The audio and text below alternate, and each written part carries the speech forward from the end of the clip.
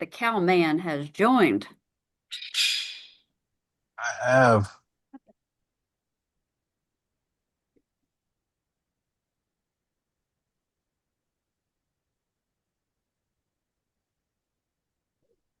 How did you get muted, Mike? Oh, never mind. Says you muted me. Oops. Sorry. All good. Technology. What is John's background? The Holy Bible. Oh, it's his computer, I think.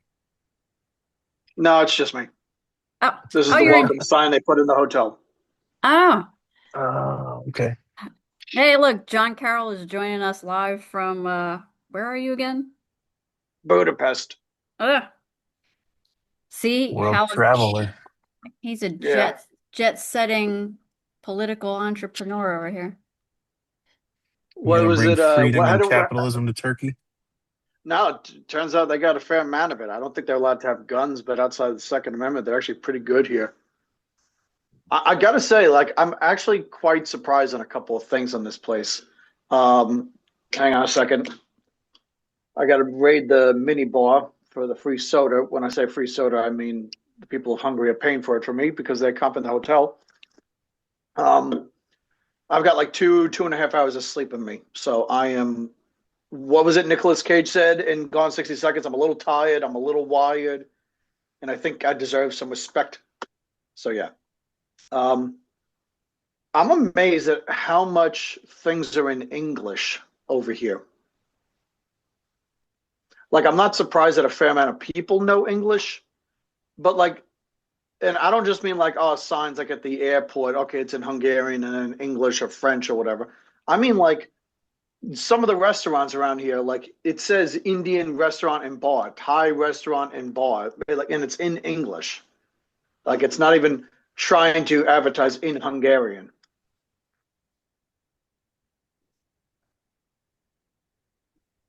I mean, English is a widely spoken language across the world. True, but I would have thought maybe more likely to find French around here. Mm. Like what is it? The UN designates four languages as international languages: English, French, Spanish, and Arabic. And while it's fair, again, it's not a surprise that people speak English. I'm just amazed at how many business signs are written. I've seen a couple of things that are like I think were also in French, but for the most part, I'm seeing more stuff in English, and it just threw me through a loop. I'm seeing signs for coffee shops, and it's like iced coffee. It's like I know it's a different wording in Hungarian. What the hell? I would have So, expected more Arabic. yeah, there's a fair amount of Asians here. I mean, hence like what I was saying, like with the restaurants and all that. And I don't know, but you got to remember, Viktor Orban. It's not Poland where they didn't take in any refugees, but Orban was very strict about who they were letting in, so they would be more limited compared to other places like France and Germany. So, but there's a fair amount of people that could possibly be Middle Eastern, but that I've seen. But honestly, they could have just been Albanian and Macedonian for all I know. Yeah, but how many times have they been conquered by the Arabics too? This is true. I mean, Hungary was the northern part of the last parts of the Ottoman Empire, I believe. Maybe. Well, not in the later years, but like at some point, I think. Can't remember. But in any case, so far things are good. Go figure. They uh, Here's what I found out: the conference doesn't start till basically till the 19th. But they told us like okay, 18th to the 23rd, so I fly to get here for the 17th for the day before. Turns out they plan the 18th as the early day, so I'm here a whole extra day with nothing to do until that dinner meetup is actually for tomorrow. So I'm a whole day ahead, and they're still comping the hotels, so I'm gonna figure out what to do for tomorrow. The wheat. Yep. Hopefully a lot of sitting. My feet are gonna hate me by the end of this week. I'm already getting blisters.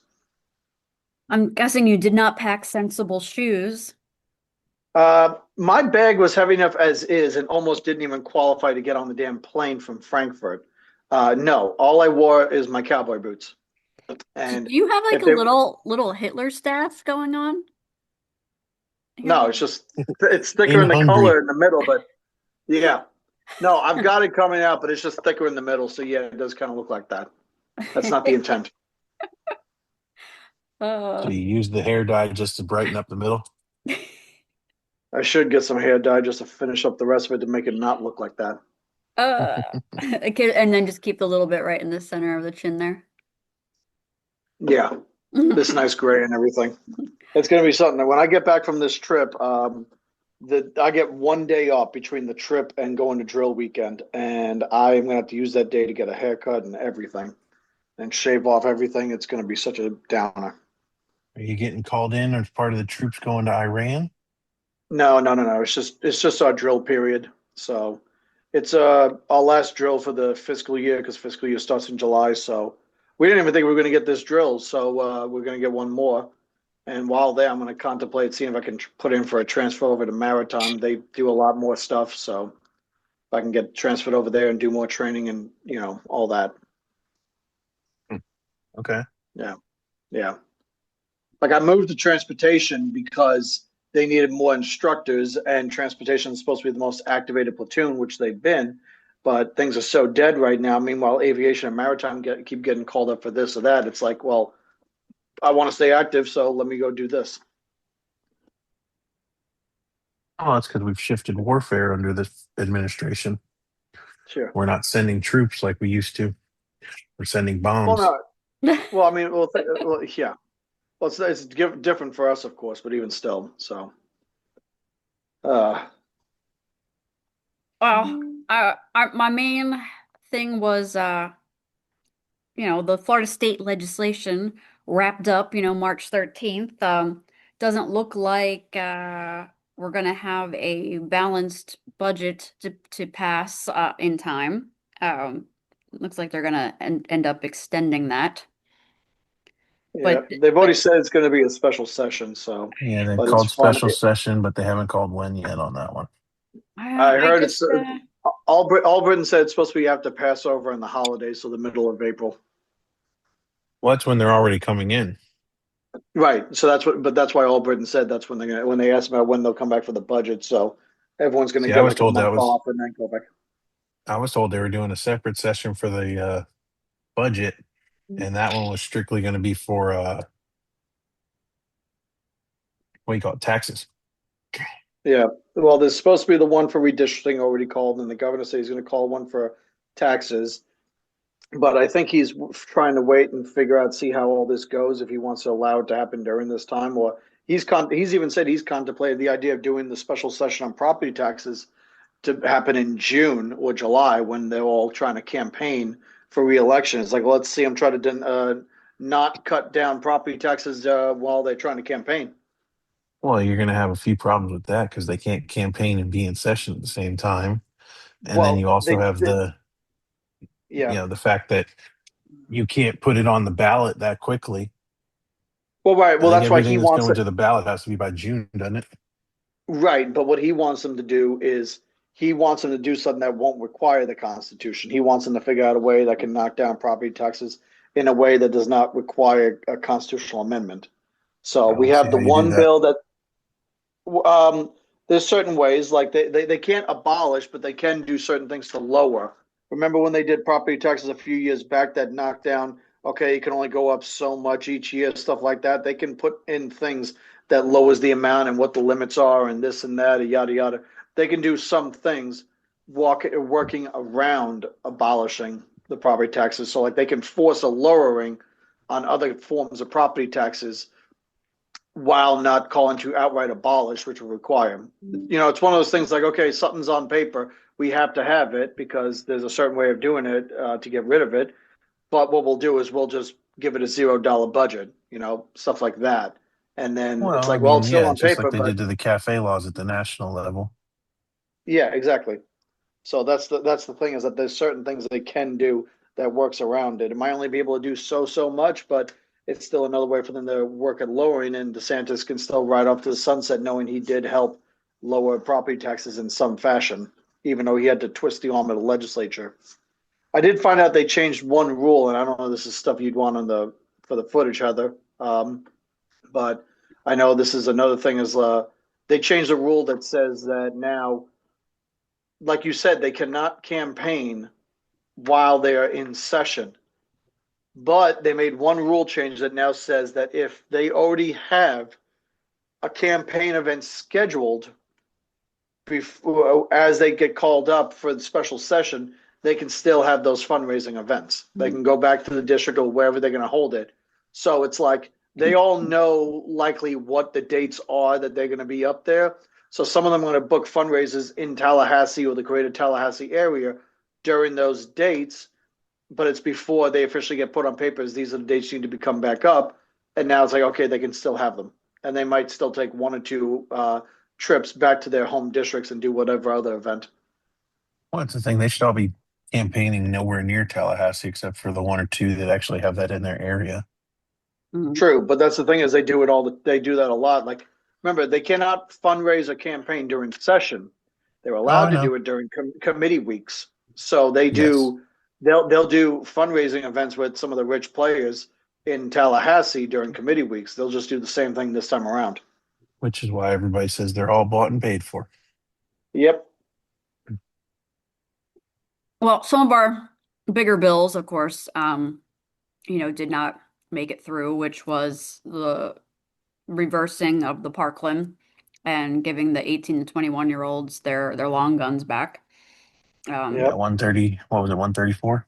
I don't even remember, but the The 1334 was it? um, Senate never heard Uh, it. I know that it was in their notes, and they never yep. even picked it up.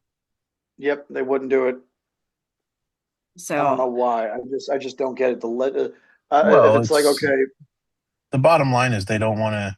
The seniority of the Senate doesn't want to look stupid reversing a bill they put in place. mm, well, this happened. Okay, so I mean, I've heard that. So that the Parkland bill happened in 2018, Hmm. but you remember the 2018. There's only a handful of people that were even in the Senate during that time. Now, some of them were But in the they're the House and leadership went to of the the Senate. Senate. Well, yeah, but like past. Well, All Britain got into the Senate in 2018. So the Parkland bill Correct. happened before he was even in office because he Mm, was not in the state house. He went straight to the Senate. Pasadoma was in.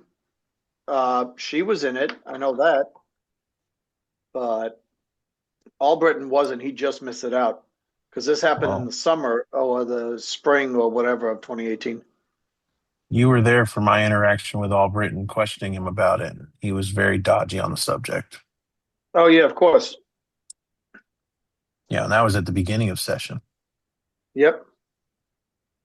so we No, did, we knew that was going to happen. but after all this, we did get cursive writing back in school. So definitely our Woo! state legislation had their priorities. This Hey, Well, don't forget, we told that one dumb bird that we had and told it to kick rocks and go find someplace else because we now declared the flamingo is the state bird of Florida. That happened. We literally got rid of one state bird and replaced it with another. I think it should have been the sandhill crane because that's the original fuck around find out bird. And but I get it. I think it just needs to be. I think it just needs to be a white trash redneck with cardboard wings. you will never get the Sandhill crane. There's too many anti-UM people. Yeah. So SB 1134 was Yep. the local government DEI ban. So that was now you know how I feel about the state and the local governments needing to be separation of, like the church and state there. So I really, while I commend them on passing a DEI bill, I don't like that it's more of the state coming down and telling the municipalities, this is what you're going to do. And that Well, bill sort of was that because it was prohibiting cities from funding DEI programs. Yeah. What was the number again? 1134 state bill. Oh, okay. That's why I screwed it up. Okay. I mean, as much as I agree with you on, I don't like the Big Brother concept coming down, we have the fact that the Constitution puts the power at the state level before any other level. I don't know. It's just, how like it's just like bill after bill that just keeps like sliding chipping away. in. I think it's ridiculous. We needed a bill that told us that municipalities shouldn't be funding DEI projects and programs. Well, Our municipalities are already underfunded usually, and they're always complaining they need more money. Why are we spending money on these other things? Yeah, especially when we have this whole fight going on with Blaze's property tax and FAFO stuff. Knowing that they're spending the money how they do. But what else are we gonna do? I mean, it's no surprise. I mean, how much money did they spend out of St. Petersburg alone? Like six figures on some of the things they were doing. And was it St. Petersburg that was the one doing that they were funding like classes that that city employees had to take that included learning about the genderbread man? oh my God. I did not hear about I that, did not but hear this one. it doesn't It, it surprise was me. it was about it was about like non-fluid binary gender or whatever, but they used a gingerbread man symbol for it and in the training and all this stuff. So they literally called it in the class the genderbread man. Grant Warrington, check him out on YouTube. The guy's awesome. He talks about a lot of stuff that the governor does, that Blaze does, and a lot of the other things. And he calls out, he points out how I think it was St. Peter, one of them, that he's said so many times about the genderbread man. I think I've watched him mention it 3 or 4 different episodes that he's done. Guy's top notch. Yeah, let's talk about how split this bill was not, though. Yeah, Yeah. you would think it should have been something that went very differently, and instead it was overwhelmingly accepted. I I, was there for the fighting. You could tell the Democrats, they were just wasting the clock. We were there when I went up there last week or so. Whenever we went up, we were supposed to get a shout out by Jeff Holcomb, a recognition from the floor and everything for us, but they just dragged this bill out. And by the time we were looking at leaving, some of us, and it was like 7 more amendments, and like half of them were from Escamani. And it's like, okay, this is going to take long, but okay, we're getting closer. And then we found out Jeff was going to try to recognize us from the floor because turns out no one other than the lobby groups and stuff like that, no one from Hernando ever goes up to Tallahassee. Hell, the Chamber of Commerce didn't even go up this year, we found out. So he wanted to do that recognition, but it was just so many amendments. And then finally, when they were done with amendments, it's like, okay, they're finally going to vote on it. No, then came the clock. 15 minutes each side gets to talk. We're like, okay, we can't stay for this. So we literally left before they did the vote. But all they were doing was dragging the clock out and wasting the time. Like literally, when they would do the vote on the amendments, the Dems, they would yell out as loudly as possible, "Yay!" And then all the Republicans, "No!" And like the girls, Escamani, Nixon, all of them, they're just laughing in the back. They knew it wasn't going to pass, but they wasted the clock. They knew what they were doing. That's all it was. All those amendments that if you read what they tried to introduce from Harris, from Escamani, from Nixon, the two goals was to waste the time, run out the clock. And in the case of Nixon, get some hard talking points that she can use because she's running for Senate against Moody. Now, the speaker actually had to stop her at one point because she tried saying some slanderous stuff about some of the people in the legislature or the governor or the cabinet because of all that stuff. I forgot how she said it, but she tried taking some shots. Oh, no, no, no. She was taking shots at Yarborough because it was his bill, and they had to stifle her for it.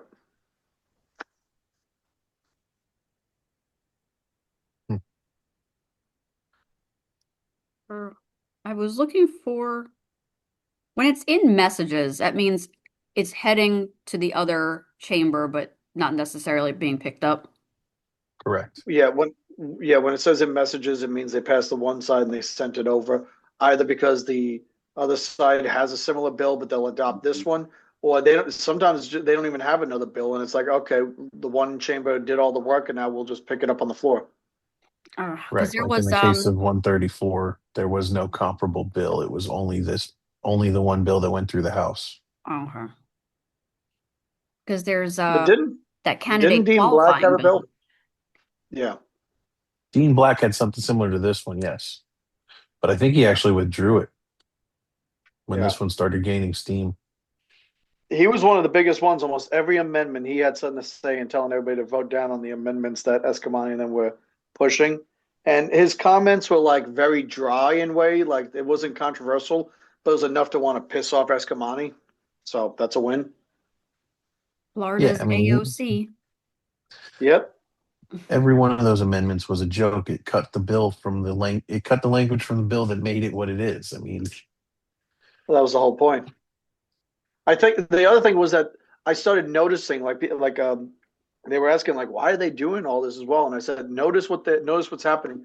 More and more Republicans are getting up, having side conversations on the side walls, or they're going to the back break room and getting a sandwich or a soda or a coffee, or they're going to the bathroom.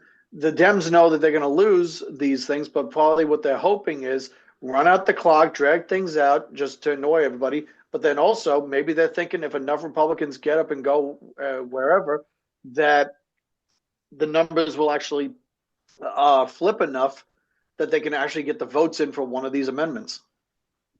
Hmm. I I don't thought that know was how actually like a possibility.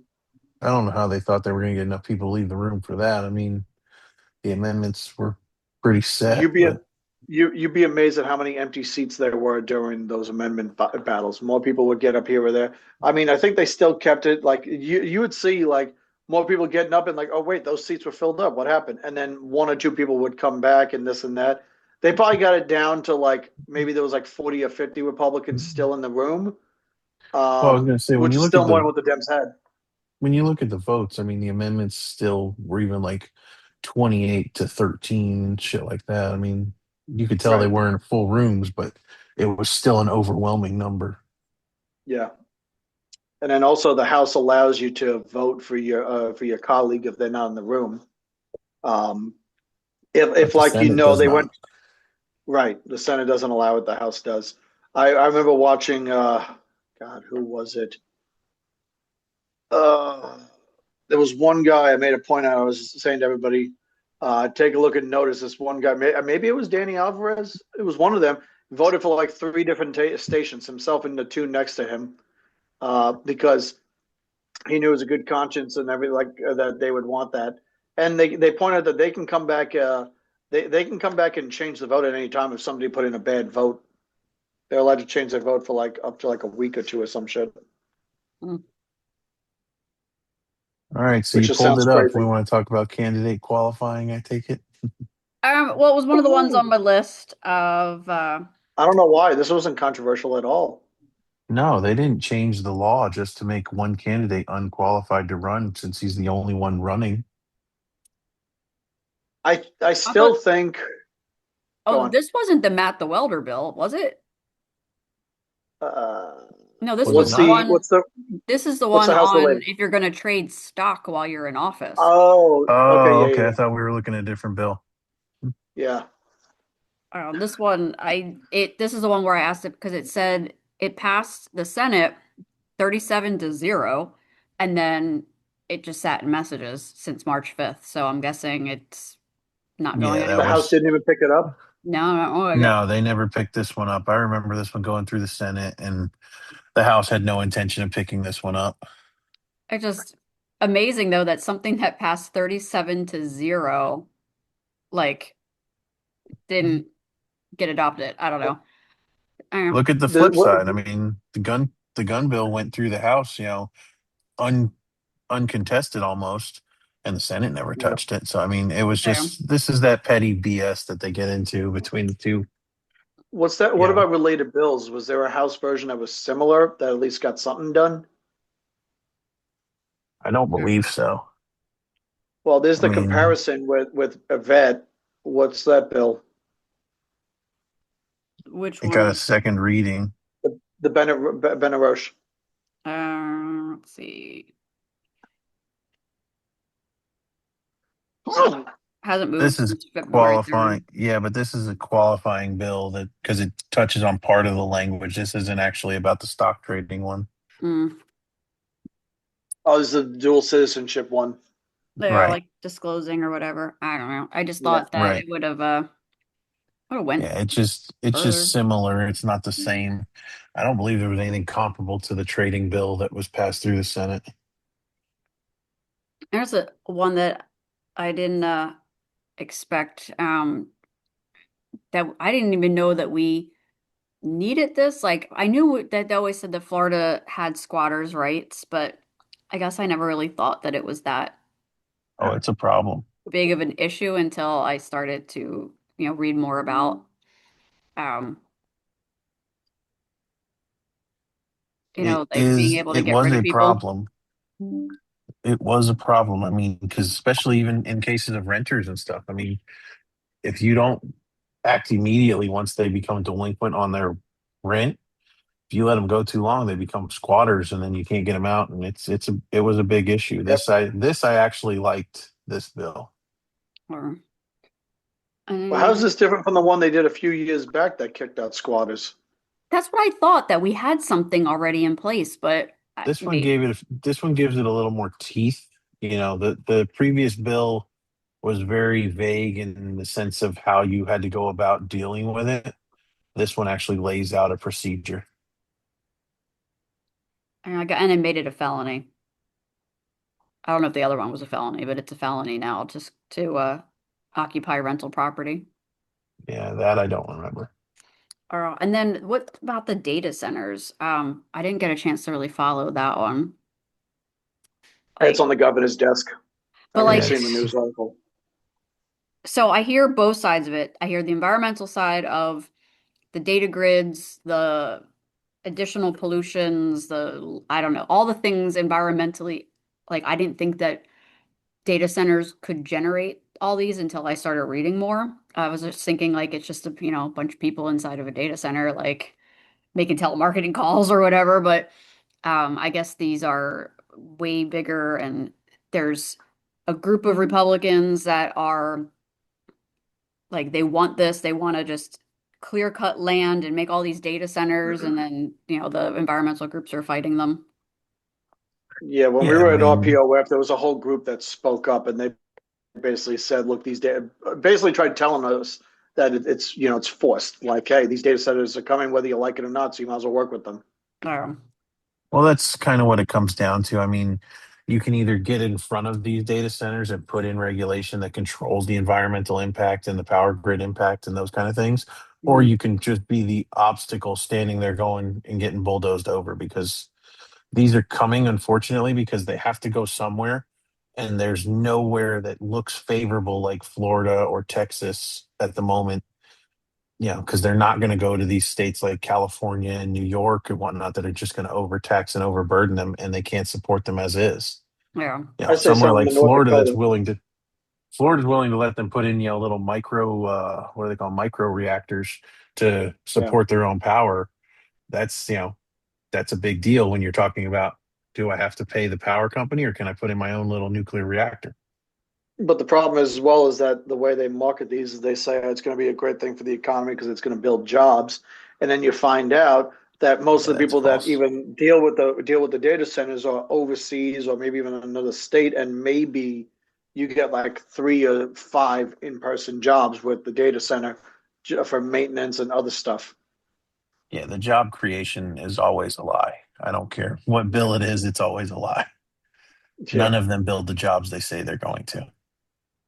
Yeah. And if they do, they would probably pay the lowest wages in all 50 states because that's what Florida tends to do. Trust me, you'd be amazed how many states have less minimum wage than Florida now. Oh, I'm talking about minimum wage. I'm talking about just wages in general. He's talking about prevailing. Nah. And just you know, just even the reimbursement rates for services rendered is less than what it would be in other states, even comparable states that have no income tax. No. So our medical freedom bill and vaccine mandate bill didn't make it anywhere through. All these Nope. Yeah. keep Florida free people who campaigned on, no COVID mandates and no mandates this. Where were they? Where they all failed us because none of them voted for this. None of them pushed for this. Nope. One of my guys I know, messaged Jeff asking what was going on with the medical freedom bill, and basically he just responded back saying the speaker said that it's not able to move forward, Well, that's the like they bottom line. I mean, the didn't have the speaker votes and killed all that that. one. Yeah. They said like, And oh, this, didn't have the time or this and that, but it's like, yeah, when the speaker says that, it means that he didn't want it to go through. it's just like the budget last week. Everybody was wondering if he was going to hear a budget last week. He said he wasn't going to because they didn't have the time last week. Really? What did they do last week? Like, here's what's sad. On average, you would know this, Mike. On average, how many bills get passed in both the House and the Senate combined that makes it to the governor's desk? Like 300, something like that. Yeah, probably close to that. Yeah, around 300. Let's knock it down to say 250. When I was up there, it was the beginning of their last week in session, and they said they were only at like 53 bills or something like that. And I think they might have got enough bills done to get themselves up to like 80, 90 now. Well, it's just like last year. I mean, last year, what did we do? Like 110 bills in Yeah, the but think about longest that. session we've ever had.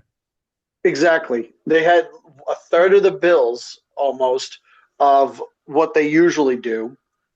Um, and they had the longest session in Florida history. And then now you have this year, which is an election year, and they did nothing pretty much. How do they not have time when it's an election year and they want to look good for all the stuff? The legislature is so wounded right now how they look because they cannot tout this year as being successful. There's some people, Fabrizio from Miami, I talked to his aide. They got like four of his bills through. I think no. They got 6 out of 7 bills done. So like of the 55 done at the time, it was like he got 6 of them. One rep I remember seeing an article got like 4 bills done. So it's like of the bills they even had done at the time, a large fraction is going to like a handful of the reps. Like some of them Mhm. probably had not a single bill passed. Oh, many of them didn't have a bill passed. I mean, many of them didn't even sponsor a bill that passed, There. Yeah, co-sponsor or anything. It's just, yeah. it comes down to you can see the blatant leadership running it, and whether you like it, you don't like it, whoever's in charge is going to see what bills they want to see, and the ones they don't, they're not going to worry about. I don't know if I feel bad for Garrison or knowing that he either I feel bad for him or he's the luckiest guy in the world He's the because luckiest guy in the world. yeah, that's why I'm undivided because I'm divided right now is because I feel bad that this aura, if you want to say, I don't know what hippie word to use, that has been made by how Perez did these 2 years is so bad that it's going to linger on to Garrison. And now he's going to have to try to step up his game to show that he's not the same because people are going to have that bad taste in their mouth. Or he's only got to do a fraction of the work and he's going to show himself to be still 10 times better than Perez. It's one of the two. That's what I see as the second one. That's why I say he's the luckiest guy in the world. I mean, these 2 years have been so bad. The bar is going to be so low. I mean, he's not going to have much to. If he comes in and does half of what he's supposed to do, he'll look amazing. If he Now was comes in and Yeah. does everything he's supposed to do, he'll be, one of the greatest ever. now was Perez always this bad? Like, did he have a run of a good few years that he was able to become the speaker? So the way they do it is they have their first session together when they're freshmen.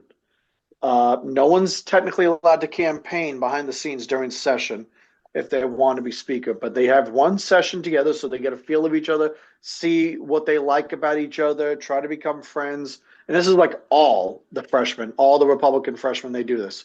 And then when session's over, they give it a couple months. Like June or July, and they meet somewhere in the state. Just the freshmen, maybe one or two seniors or juniors show up to oversee, if you will. I don't know. I'm just guessing on that.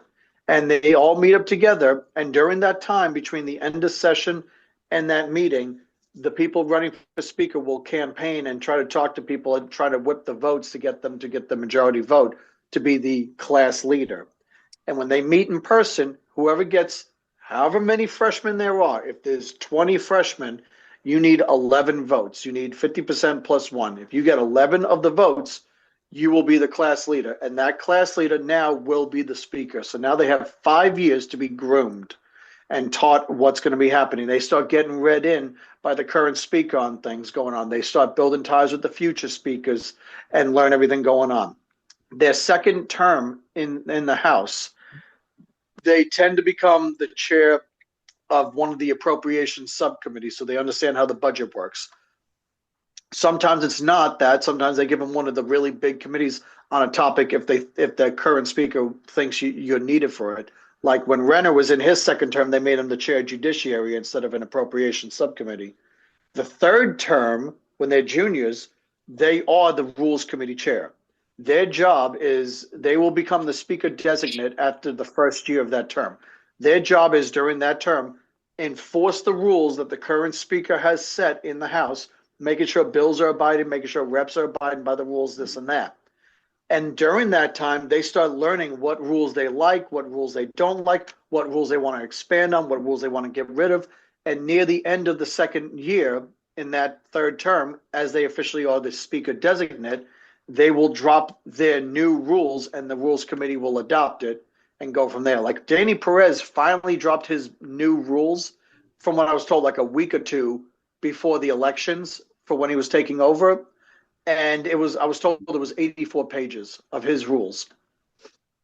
And now they become the speaker, and the new third termer, the next speaker, will be doing the same thing. So right now, Garrison has had to be the rules committee chair these last 2 years in the House. He's about to become speaker. And then Jennifer Kennedy will be the rules committee chair because she'll be in her third term, while Mike Redondo is probably going to be an appropriations subcommittee chair or whatever. And the same thing will happen to him in his third term and so on and so forth. That's the process they do. The Senate Right, does their own thing as well. but you got to Go remember on. too that you're skipping. So like Perez was groomed by Sproles or even Olivia. He wasn't groomed by Renner. And I Oh, don't want right, to say right, right. groomed like it was a bad thing. I'm saying just like he was not taught how to lead by Renner. By the time Renner came in, Perez had already learned how he was going to run it and was making his own, Oh, agendas. oh, no, no, right. When I'm saying they're teaching them, I'm saying they're just teaching them how the machine works, but then they'll determine on how they want to drive the thing. And I can tell you, part of the reason why Danny Perez is the way he is with the DeSantis actually goes back to Oliva. Oliva had a great relationship with the governor. Oliva did not like Perez. So the word I was told was that allegedly Oliva tried to get somebody to primary Perez for his reelection, going from first to second term. And allegedly, Oliva got DeSantis to support the guy. Perez was able to win the primary and was able to stay in, so he held the grudge against Oliva and DeSantis, and that's part of the reason why he, was so macho and trying to go against and try to show that he's the biggest guy around, and instead he Right. just made a fool of himself. Right.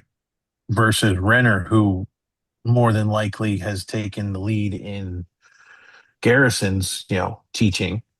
Right. He learned from Renner, who was very, I don't want to say cooperative, but very worked well with DeSantis, which Oh is going yeah. to be interesting moving forward because we're going to have a gubernatorial regime change, most likely. So it's going to be Yeah. interesting to see how Garrison works moving forward. Yeah. I mean, That's what either I was. I way, I think the bar is set so low, it's not going to be hard for Garrison to look good. But Yeah. Yeah, and that's funny. I was talking to Nick DeSigley, and I asked him what he thought of Jim Boyd when I was up there this last week. What he thought how he was going to govern compared to Albright as Senate president, and he goes, honestly, it's just going to depend on who the next governor is. How's the next governor going to work with Boyd? What's their views? Do they have different views on stuff? He's like, that's going to be the big test is seeing because Nick got into the House when DeSantis came in, and then he got into the Senate. So Nick's only known DeSantis as DeSantis, governor. right, So and while Nick is definitely knows a lot of things, he doesn't have that firsthand experience. So that is the fair point: is whoever the next governor is going to depend on is going to determine how the speaker and the Senate president are going to be as well. Are they going to try to be uptight assholes like Perez, or are they going to try to be diplomatic like Renner and Oliva? Maybe I they like have all the Renner. intentions in the world of trying to be diplomatic, but then someone specific becomes governor, and they're like, "Well, that's out the window." well, I mean, if you get a James Fishback for governor, I don't see Uh, either the House or the Senate working with him. Not that There's I no see way well, that that man as a, passes the primary. I don't see it as a real possibility. I'm just saying if you were to get Fishback or even Williams in as governor, I don't see the House or the Senate working with either one of them. No, because Yeah, they're not part of the the establishment, team. swamp. Right. You know, the Fishback's governor's just a race terrible person. That's why, like, how is he not even disqualified? He doesn't because live. They haven't they What no haven't does that made one's an even filed the mean? official lawsuit. case. Yeah. No one's filed the lawsuit. They're not going to investigate him. See, it's not the supervisor of elections job to check where you live Mm. or how long you've lived there. It's their But it job to is make sure this. that it is, but it isn't.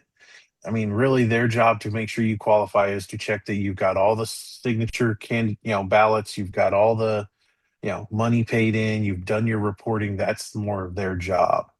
So until someone files the lawsuit questioning his, residency, it's not going to be heard. And you're not going to see that this early because if you bring it up this early, it makes you look weak as a candidate, in my opinion. Well, it wouldn't be the Well, candidate bringing it up. It would be but here's the someone thing: in is the that party. it's the Secretary of State that would cover this because remember it was Court Byrd that disqualified Debbie Mayfield originally, saying about the whole term limits rule. Scott Schofler in the end voted against that and let her get back into the Senate, which I still think was stupid. But um, it would be the Secretary of State's office to deal with it, and since he is a filed candidate, they could go through it. But yeah, a lawsuit would speed up the process. Well, that's I it. I think the don't see question them. is that go on. I don't see them doing anything with it until either a lawsuit is filed that questions it, or B, you hit qualifying. And if you actually hit qualifying, they're going to kick him back. You know, Yeah, his options are he admits to tax and voter fraud, or he doesn't live in Florida. Either one of right. those situations doesn't look good as a gubernatorial candidate. And that's what I'm wondering is like, do you think maybe they're purposely trying to prevent a lawsuit because more and more over time he's been making himself look bad that if they just tried disqualifying him now, there'd be major backlash. But if they wait another couple of months and disqualify him when the filing period is done, that there'll be a lot less supporters for him because they realize the guy's such a chronic ass. No, because if you look at it, they don't care about making a stink. I mean, otherwise you wouldn't have had the bill against Matt the Welder. Um, Well, true, but that was the legislature. This is the executive branch. Same tomato, tomato. um, Leadership's leadership. I mean, the man's actually getting a following, Oh, he has a big following. which I question sometimes. Who are the people? Like, because this man is Young ridiculous people. It's there, but it's he's the like 18 to ridiculously misogynistic. He does not think that women have the same rights as men. He doesn't think that Jews should even exist. And it's like, so I get why he has a huge following of the anti-Israel people. I get where I understand that one, but it just, you would think that these so-called young Gen Z feminists would be like against anyone who is telling so them that they're not equal to him. they're not though. When you look at Gen Z, look at the numbers from Gen Z, and I said this, I don't know, probably about 10 years ago. Gen Z is one of the most ultra conservative bases we've had in a Right. very long time because they grew up under the super feminist movement, under the trans and the this and the that. So I mean, if you don't buy into the left wing, you know, narrative, you have become so conservatively based that you go back to, the extremes, which, when you look at his supporters, it's mostly 18 to 30, and it's mostly from social media. James Fishback has done what a lot of campaign people have been trying to do for years, and he turned social media into a campaign platform. Yeah. Well, I And, mean, And he wanted he was telling Democrats to change their party affiliation so they could vote for him in the primary. that's And not new, though. I mean, we've had that for many years, and I have a big problem with it because I've but seen it like, in yeah. many races. but did you? So you don't think you can actually win the primary that you're asking people to switch their party affiliation? And it's like, No, so why are you campaigning the Democrats? If you're a strong Republican, then the Republicans are going to vote for you and you're going to win the primary. Because Fishback, the one thing about when you're running for something like governor and all that is obviously your focus is on your party, but then at the same time, and in the case of Florida, where you become very Republican reliable, though I've got a weird feeling this year's election will be a test. Um, a lot of people campaign as if they're campaigning in the general. So Fishback is campaigning just like if he was in the general election. He's not campaigning as a primary candidate, he's campaigning as a general candidate. And the But if I mean, you difference are is in order to get appealing those to supporters. Democrats, that means that you are saying things that the left wing is associating as a good candidate.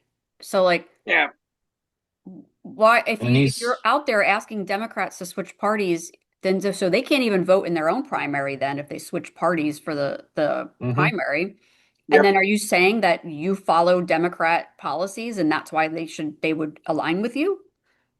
Well, Well, when it's you look because at what he's saying, he's not saying that he's got Democrat policies. What he's saying is he's so far right, he's extreme, and he's just trying to appeal to the moderate Democrats that don't want to yeah, buy into the left wing media. But at the not to same mention, time, this is not something new. I mean, we've seen this many times, and especially in, statewide races where candidates are like, oh, you're so far, we're so Republican that it doesn't matter who the Democrat candidate is. You're not going to win if you don't jump in here. Just we haven't seen it in Florida, but Texas has been seeing it for many years, and some of the other Alabama. states like Alabama, Mississippi, where if you're not super right or if you're not on the Republican ticket, you don't stand a chance.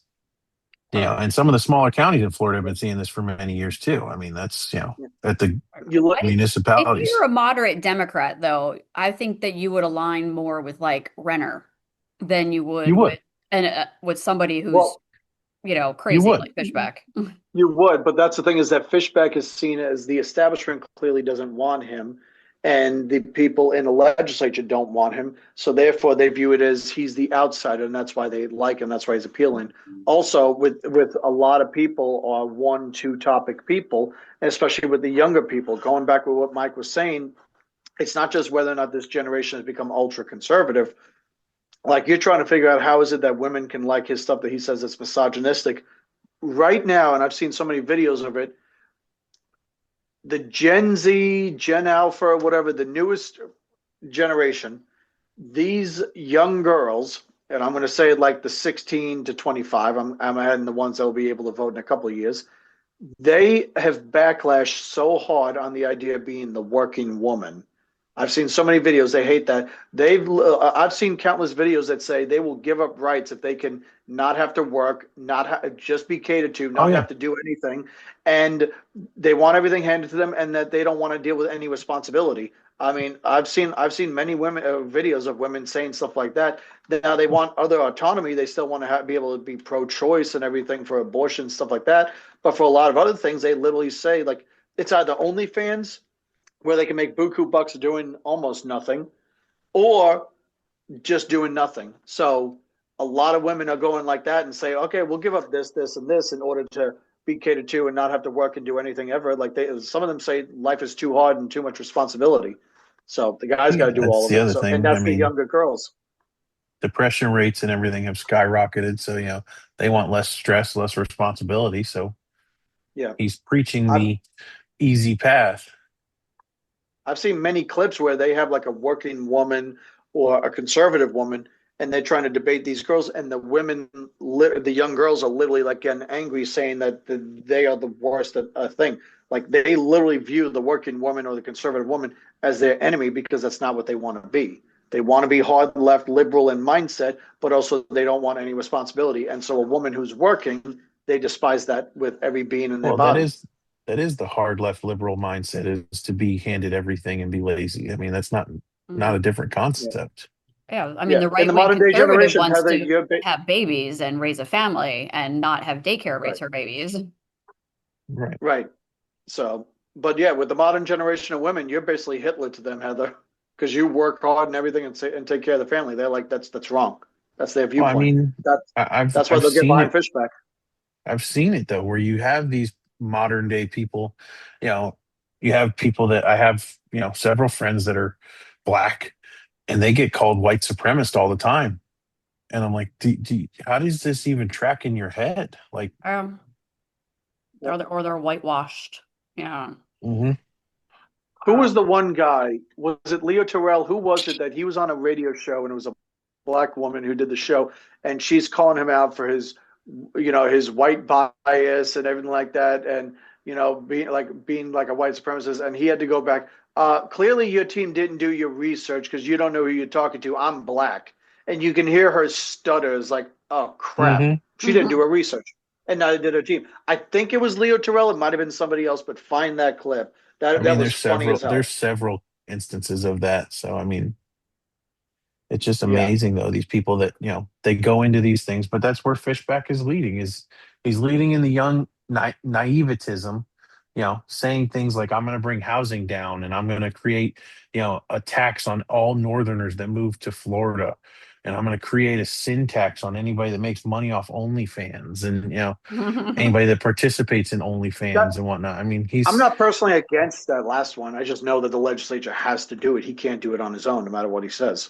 I'm not saying that I'm against it, but at the same time, it violates several other laws. I mean, you have to Yeah. You're not diminish. going to tax me more money because of what job I have. That opens That's Pandora's what I'm saying. box That of, yeah. violates law. You have to tax across income equally. Like So you you want to can't add tax tax extra on because, to the service, like cigarettes have a higher tax or whatever has a higher tax. You know what? Whatever. That's the consumer having to pay that tax. But to And tax me, well, not me because I don't do OnlyFans, but to tax the I person, was about to question you on that, the way you're saying it. I would not have to work 3 jobs if I had OnlyFans because I'd be selling my feet. Okay, I got some. Definitely, my feet would be out there. But but The to most have kosher a higher foot income porn ever. tax, though, Yeah. how is a Republican someone who like I just can't. I can't have someone who is can tells themselves right wing wanting to tax the person more money. It just doesn't. And That and him, his no, it doesn't inappropriate apply. relationship with a minor. He's off my radar. I'm not even considering him on my short list for governor. Well, no one is. I yeah, mean, in all reality, because yeah. if you talk to his supporters, because I've done that several times too, and you explain to them that he's not even going to qualify, and they don't care.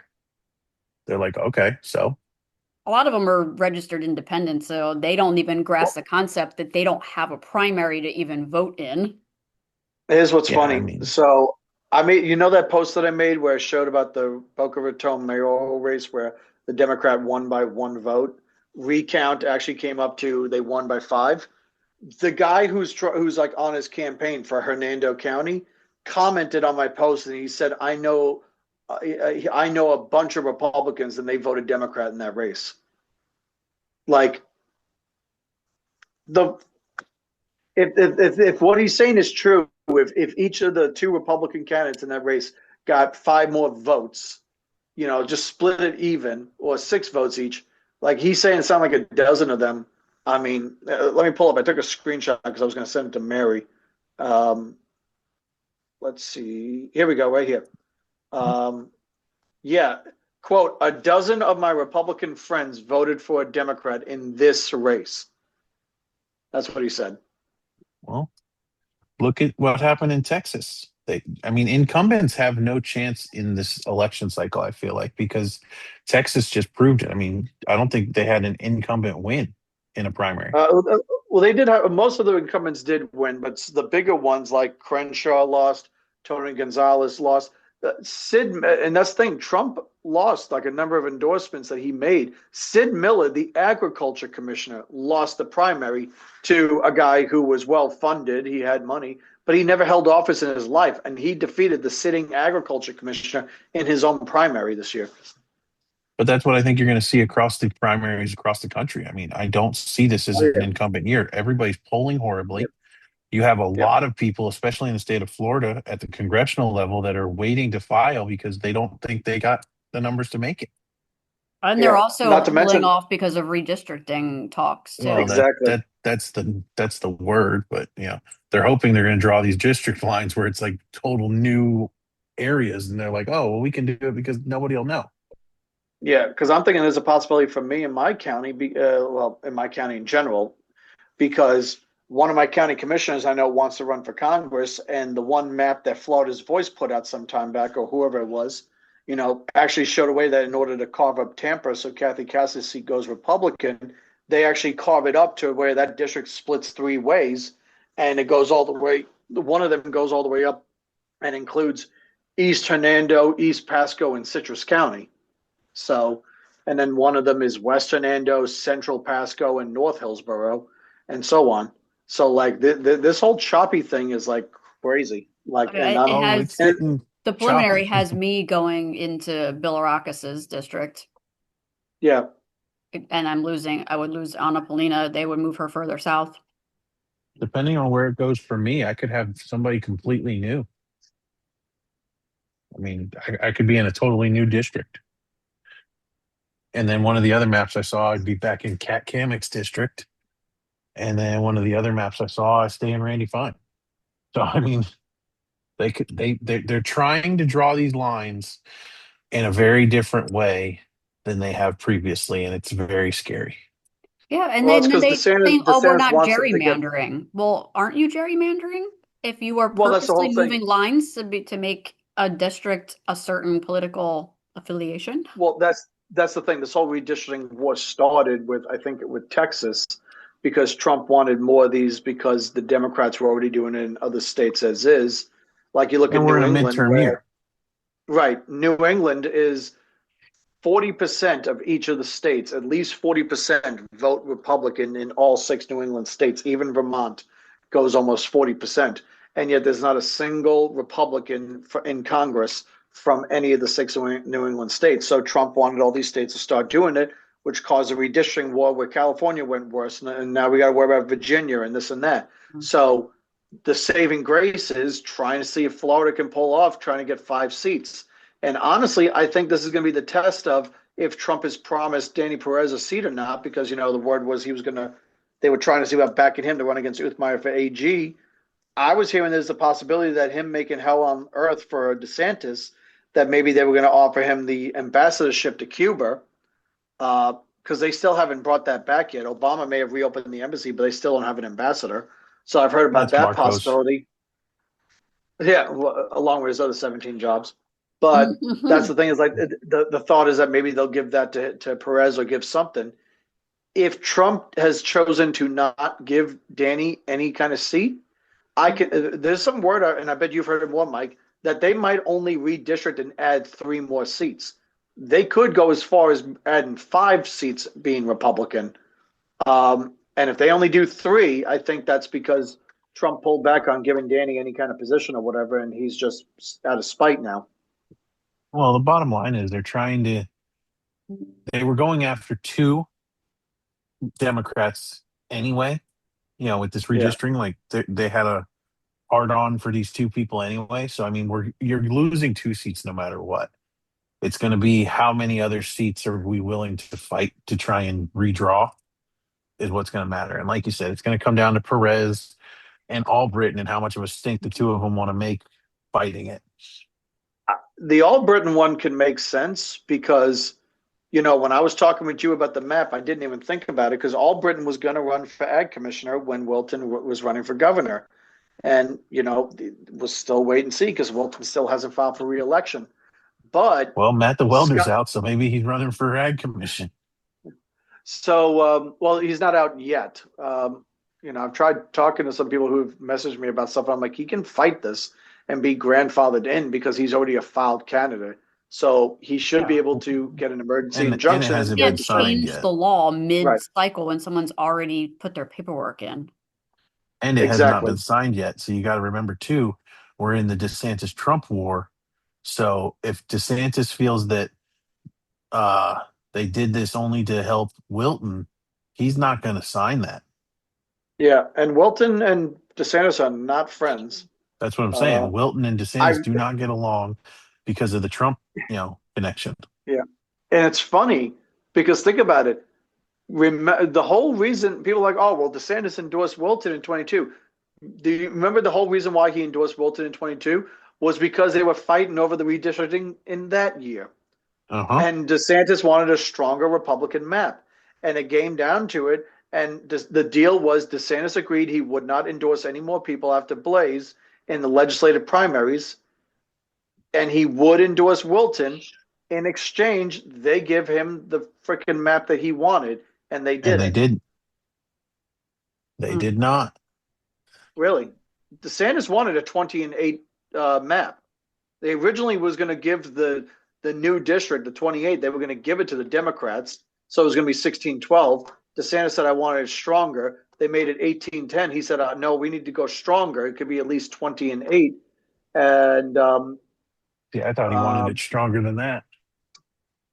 from what I heard, he wanted 20-8 was a reasonable ask to a reasonable maximum effort, is what I was Uh, hearing. See, I'd And heard it was 24 and 24 and yeah, 4.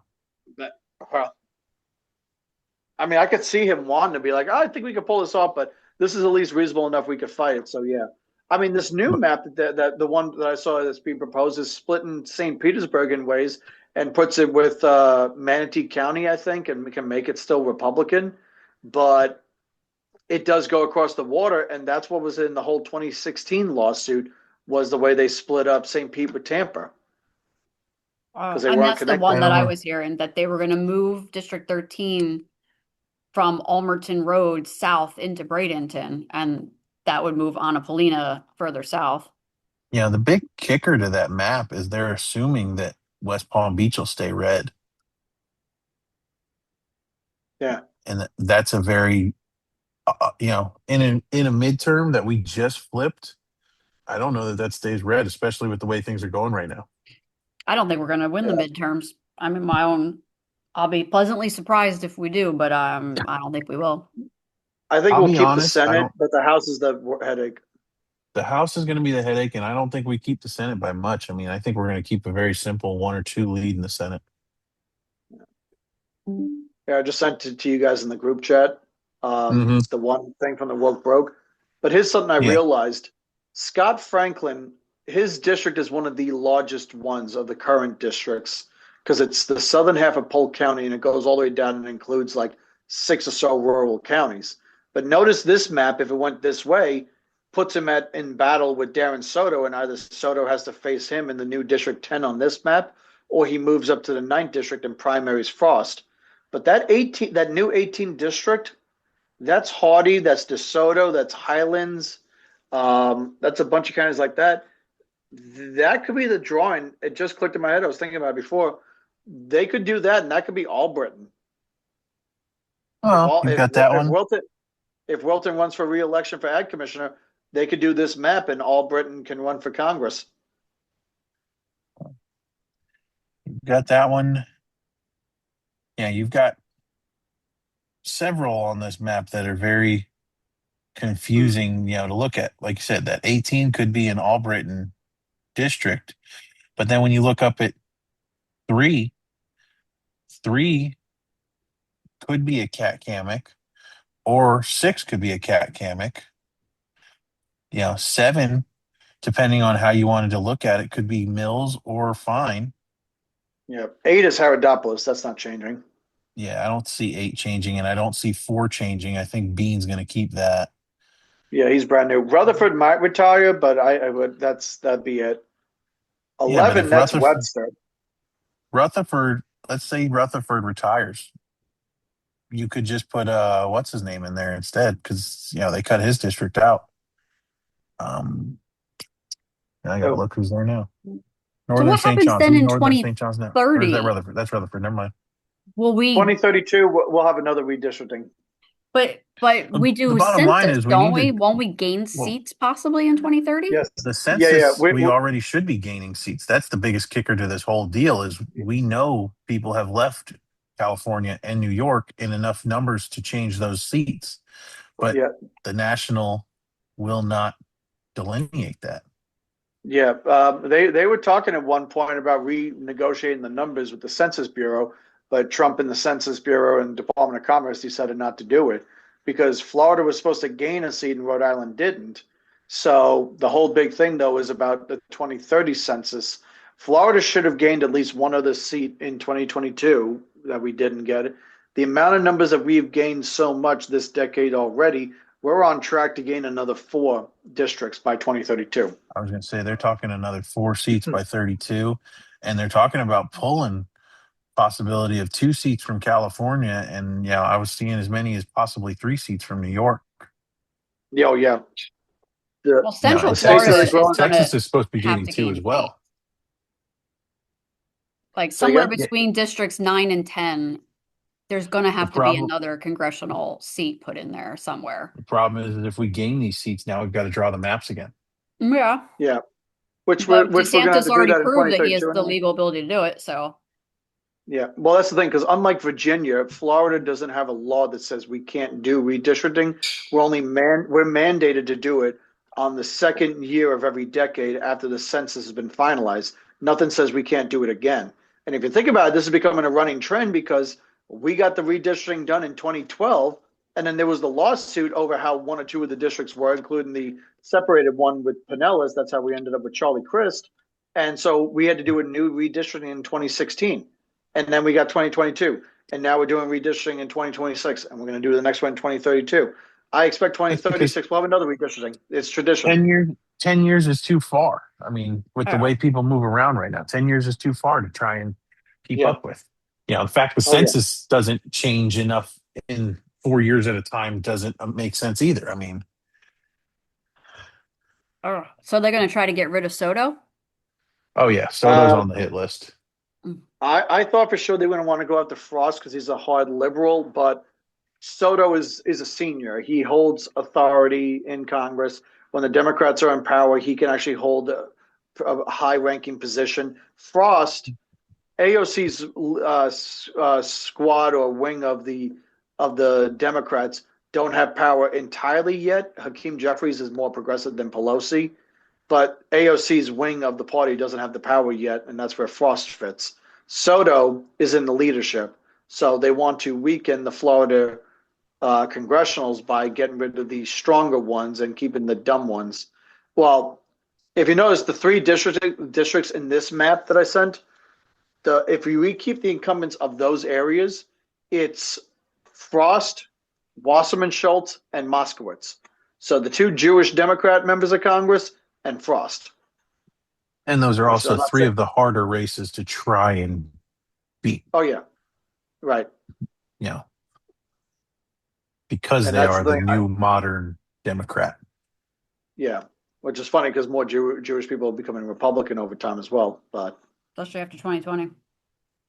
yeah, They finally realized that that First Amendment right is important. yeah. So it's nice to see. It's nice.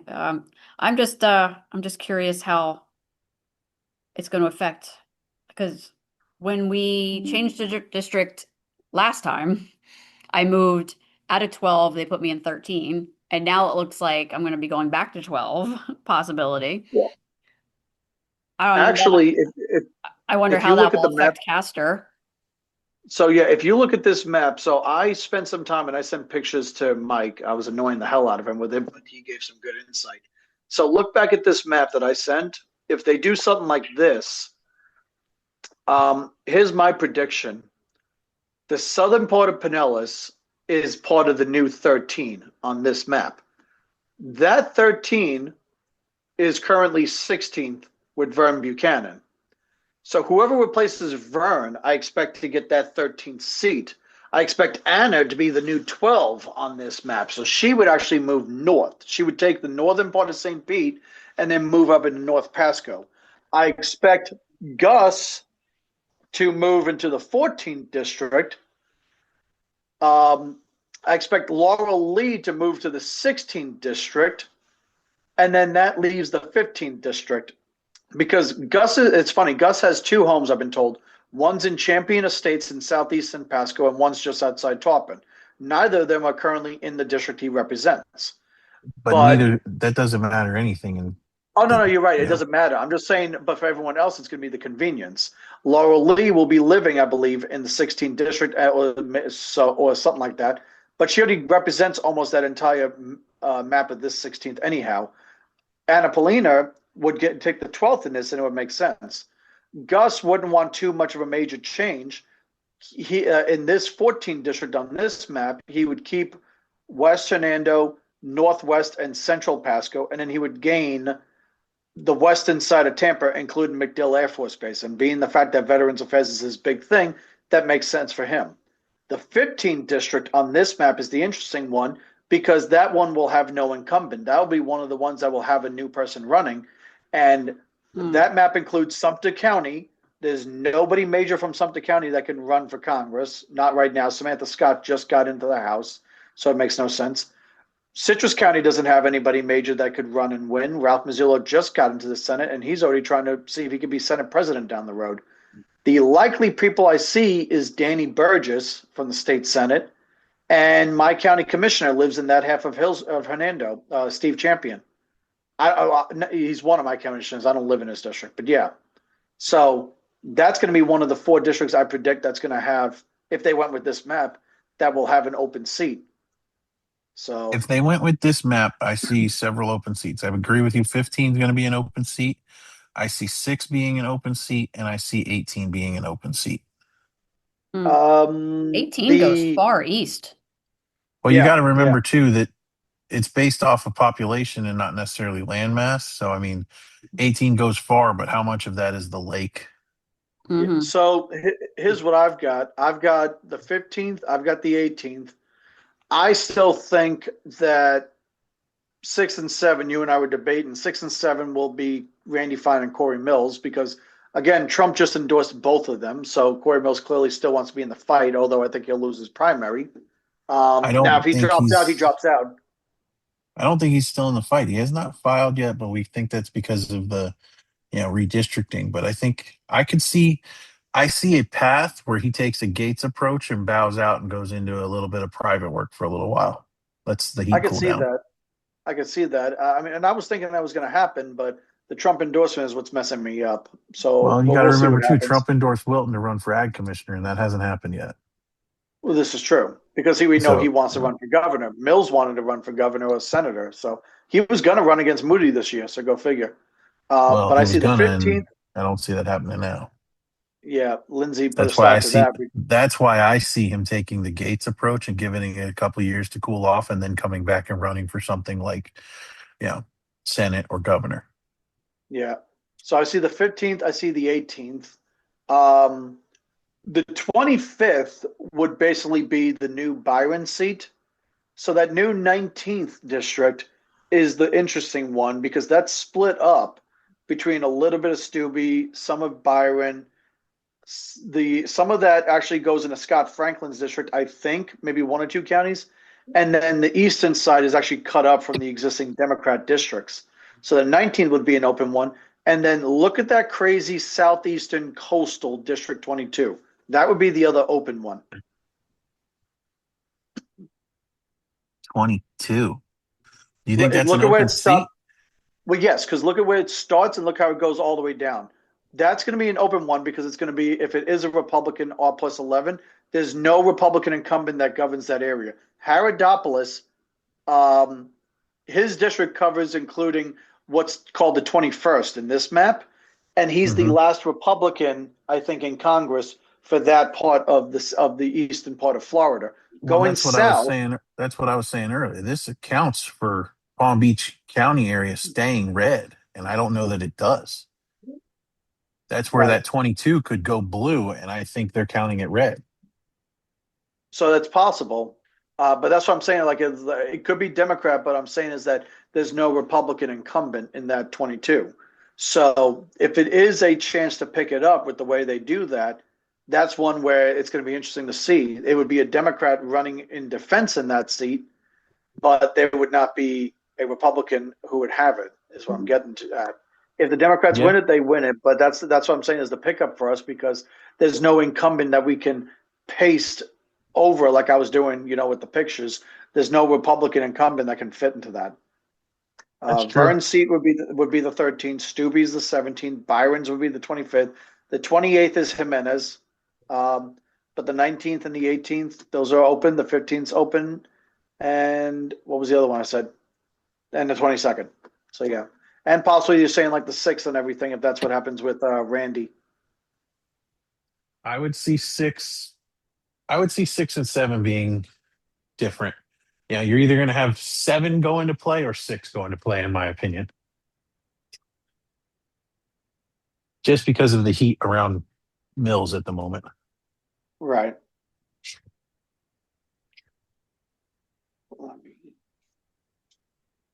So right now, like that southeastern portion. Oh wait, District 21. Who's got that one right now? I might have been wrong about one person. Yeah, I would have Oh, thought Brian 23. Mass. Brian Mass is the current 21st district. So yeah. So on this map, he would be the 21st. So that would be him. Um, Yeah, I would have thought you that were going to that that. question 23 more than anything.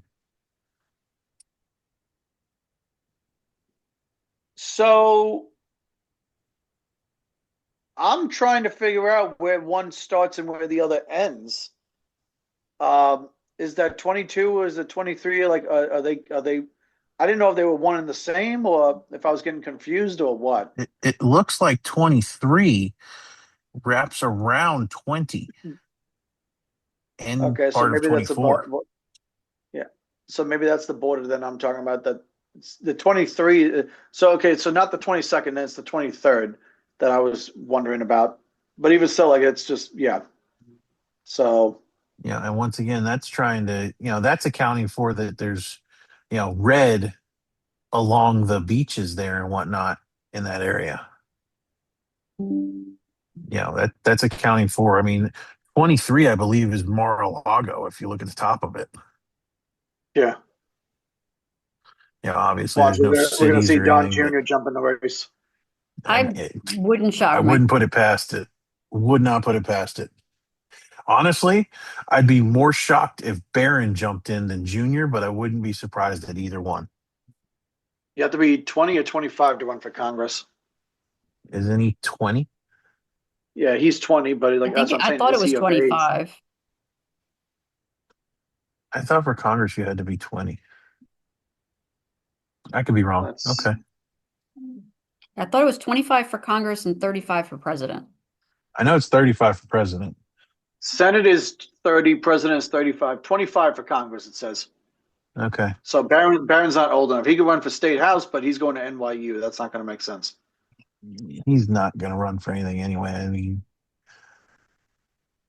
I wouldn't be Yeah, I think surprised if he I was the think one releasing some of the social media out of the White House right now, though. yeah.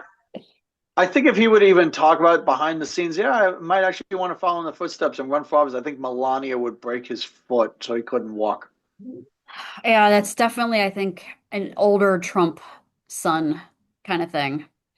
Yeah, Yeah, it would not Eric's shock me running to the see. business, so Would not shock me to see Junior jump yeah. in. Junior likes Not fishing, Ivanka. though. Yeah, Ivanka already doesn't like politics anymore, so she's out. Eric is running the Trump organization, so it's got to be Junior or Lara Trump. She clearly would love to be back in office, but they focus her so Well, much as a North Carolinian. who's the one that just graduated law school? She could jump in too, Uh, like a year or so ago. I don't know, Tiffany The Trump. youngest daughter. Is it Tiffany? I think it's the youngest daughter. Tiffany's the one. Tiffany doesn't like having the attention on her, so she stays out of the spotlight. That's why no one ever notices. Yeah, but she went Kai to law Trump would be school. more likely, but okay. And Most how many people do most we know that's actually congressmen. lawyers that, yeah. That's what I'm getting at. Most congressmen have gone to law school. Yeah, but I don't see Tiffany wanting that. I think she'd rather just do her own thing and stay away. That's why you never see her at anything. I think the last time people saw her was at the inauguration. She's like, "Dad, I'm here because I have to." I still would love to know what Barron said to Biden at the inauguration because Biden's eyes lit up in fear.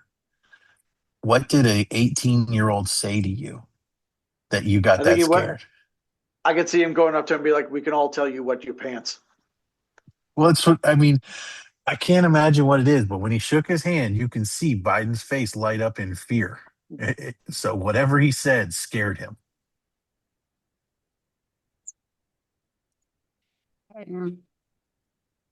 I mean, Biden probably has a laundry list of people that he's pissed off that may have leaked something to Barron. There's a laundry list of a lot of Especially things. if Barron does a lot of the social media. I'm sure he gets a lot of DMs with stuff. Oh, here we go. Joe Rogan said on an episode of his show, um, let's see, here we go. Towering over Biden, Barron Trump shook Biden's hand and then leaned over to shake former Vice President Cam's hand. A clip from the C-SPAN shows. Some, including Joe Rogan, said the then 18-year-old son of the incoming president said something inflammatory to Biden to his father's opponents. Apparently, Joe said apparently Trump's son went up to Biden at the inauguration and said, "quote It's on now." Apparently, have lip readers have read what he said, is the quote. But Eric Trump told Megyn Kelly in a live conversation that Barron didn't say anything malicious in that interaction.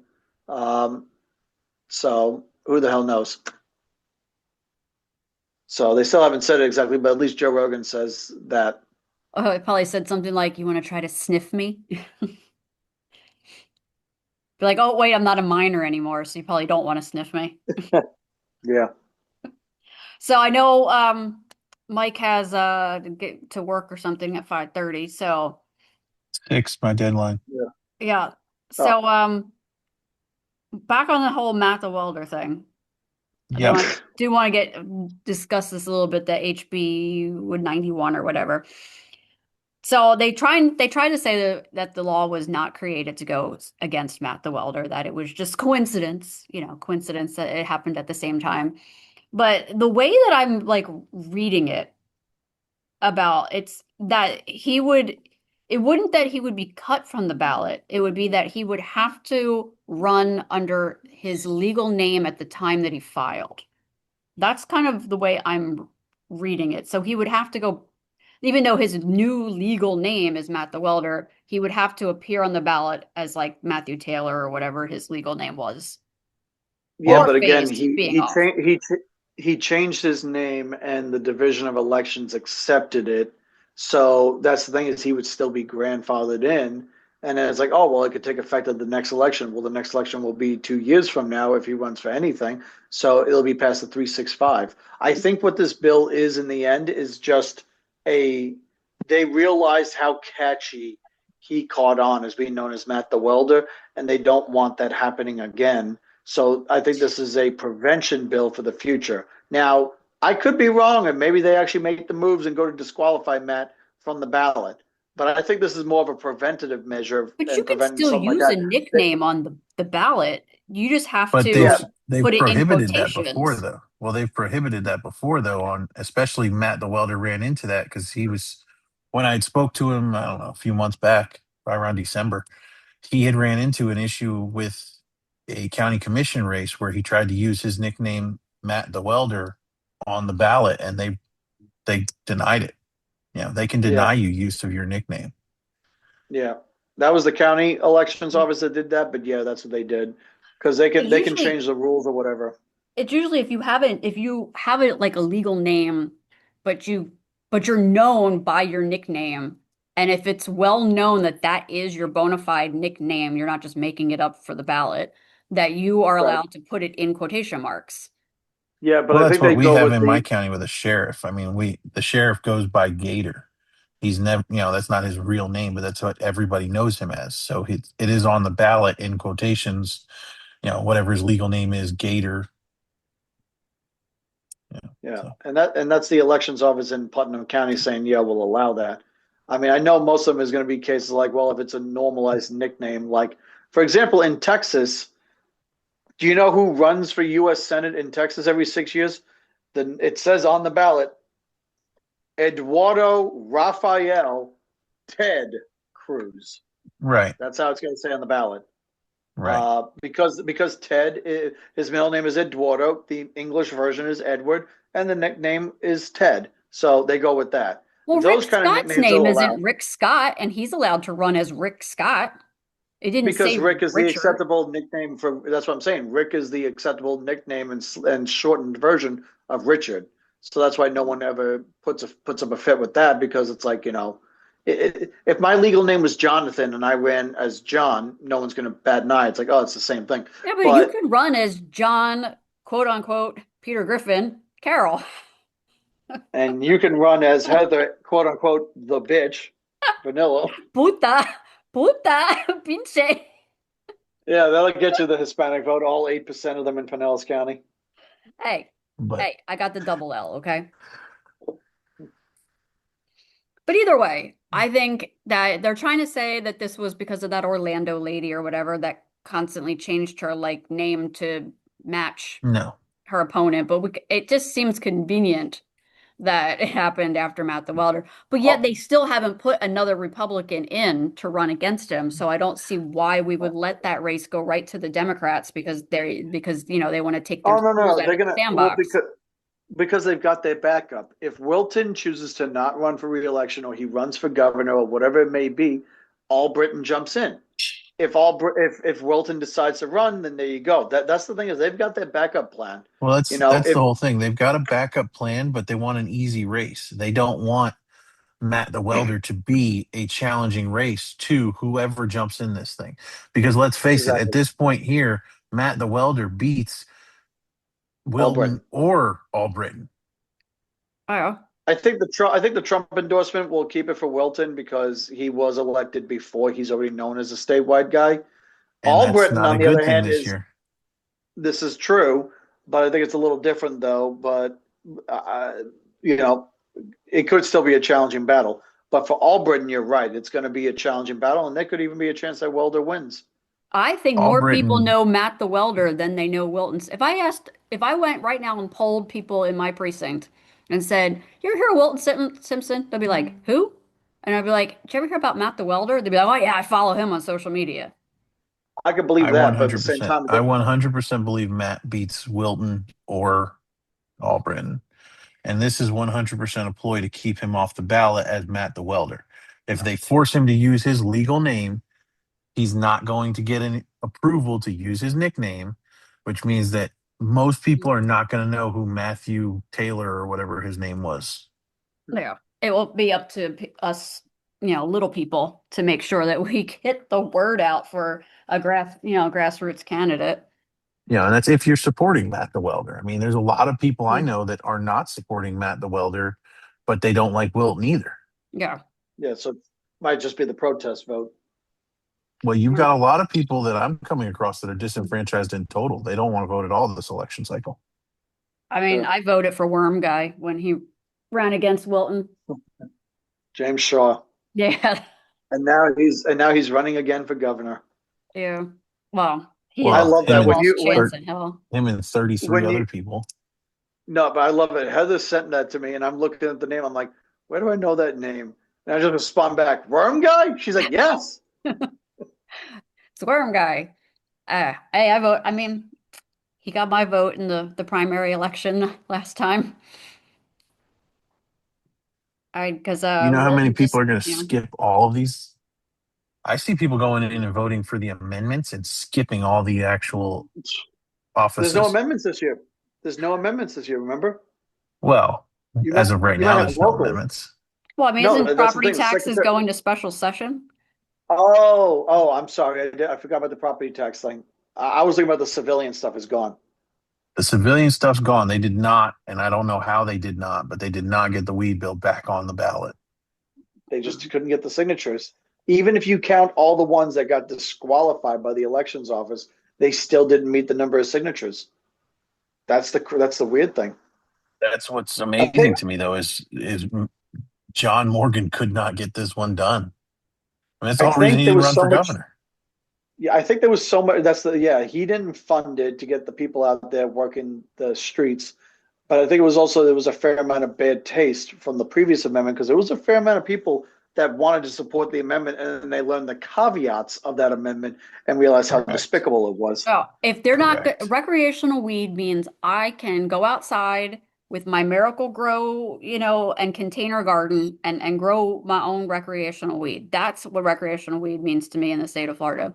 When someone's going and saying, "Oh, but only these companies are going to be able to sell it and only these growers are going to be allowed to grow it." No, no. None of that Monsanto bullshit where you got your own where you're going to tax me to buy your product and not allow me to grow my own. Oh, I got one better. Here was the other caveat. They worded it and said that any current existing limitations or penalties when it comes to medical marijuana stays in place and will not be affected. But there could be no penalties and restrictions or limitations, however they worded it, for recreational. And so I remember the way it was being worded. Blaze was explaining this to us, to all the amendments to us that back in 24, and I asked him point blank, him and my sheriff who was there. I'm thinking about this having work patrol. I'm like, the way this is worded, it sounds like we can still charge people for DUI if they're driving while high on medical marijuana. However, we're not going to be able to charge them if they're using recreational because that would be a limitation or a penalty. He's like, yes, that's what the analysts have said.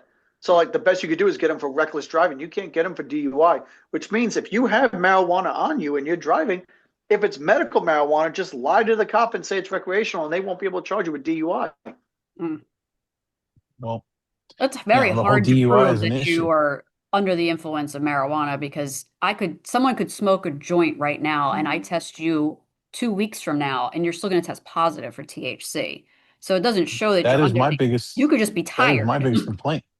As a business owner, that is my biggest complaint with the whole recreational marijuana bill is how do I prove for an insurance audit you're not high at the time of an accident? Yeah. It's, You and know, if you if we are have a somebody, workplace accident, yeah. what happens?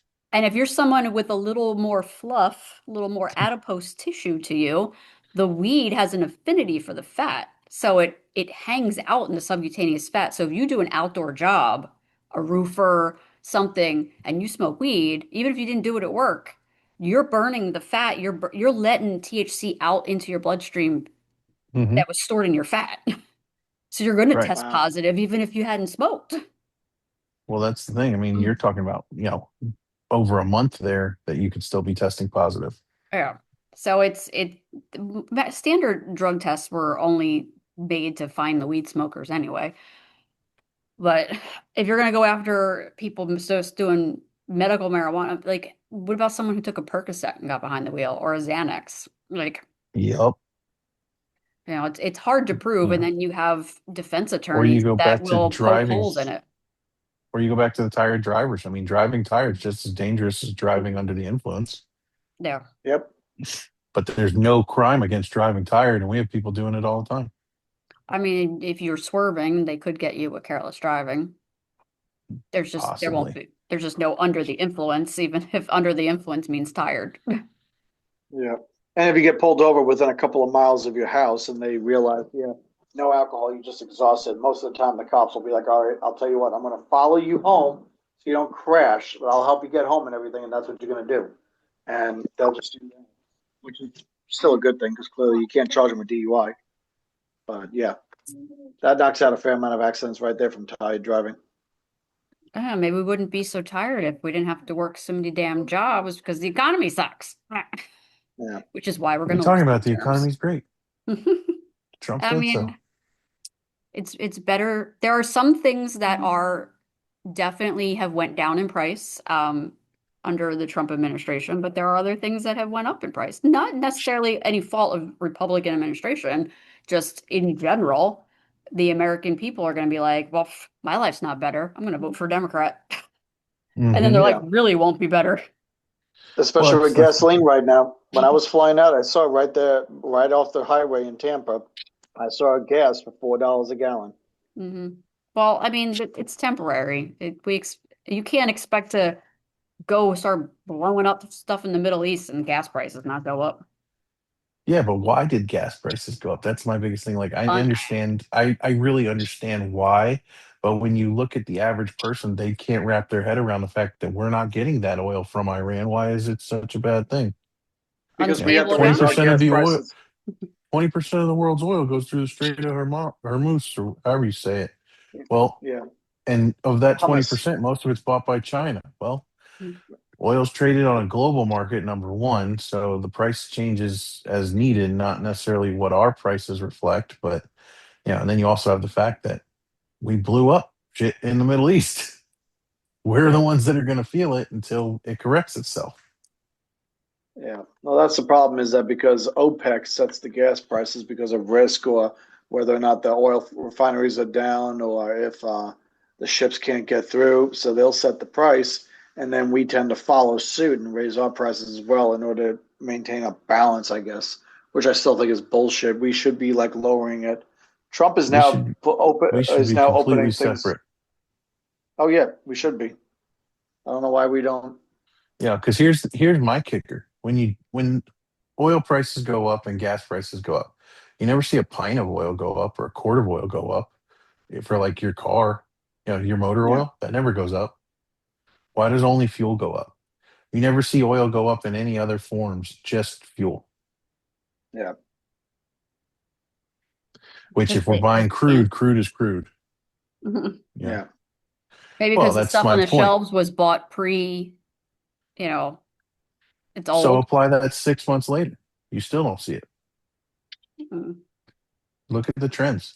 Is there? I'm market psychology. Well, that's what it comes down to is people have the psychology of, oh, there's an oil issue, gas is going to go up. So gas goes up, especially when the fuel that we bought, fuel went up the next day after we did those bombings. That Hmm. fuel was already here. The fuel in a week, 2 weeks, that should have gone up because those were the ones affected crossing the strait. Well, You maybe can't bring it up the next day. Mr. Exxon or whatever, Mr. Texaco was like, well, wait, if our market supply chain might get disrupted, let me go make extra money on what I have already in reserve. Which is exactly what happened.